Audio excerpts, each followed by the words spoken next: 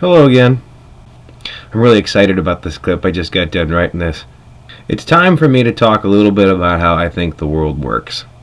So I figured we'd start with time. More importantly, how time relates to fate and free will. See, I've always wondered if life is more like a record being played back, or the same river that you can never step into twice. Now, I'm not going to answer the really big questions like, where did we come from? Why are we here? Where are we going? No, for the purpose of this video, I just want to point out one little idiosyncrasy of time. So, it starts like this. There is nothing new or original that can ever be done in the future. What? Or has ever been done in the past. See, from the beginning of time, whenever that was, all the possibilities of the future that was yet to come existed at that moment. This means that all events that have unfolded since the beginning of time are simply a realization of a past conception. So let's break this down into practical terms. Let's take you. In this moment of time, you're sitting here watching this video, right? You could get up and go to the bathroom, you could go get something to eat, you could go watch something on TV.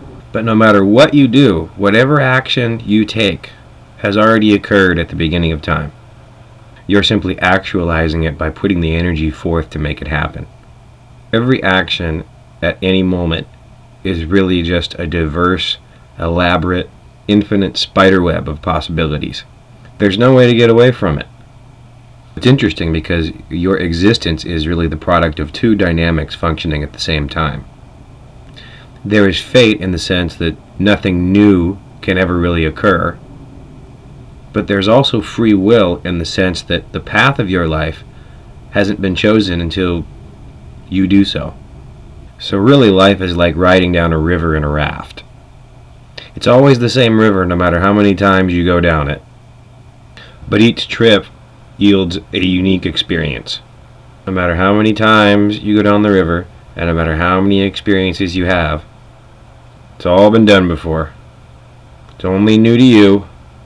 That's right, no matter how many rides down the river you take, the river, the raft, and you were all existing at the very beginning of time. So all we get to do in life is ride a wave of actualization and try to stay up as long as possible.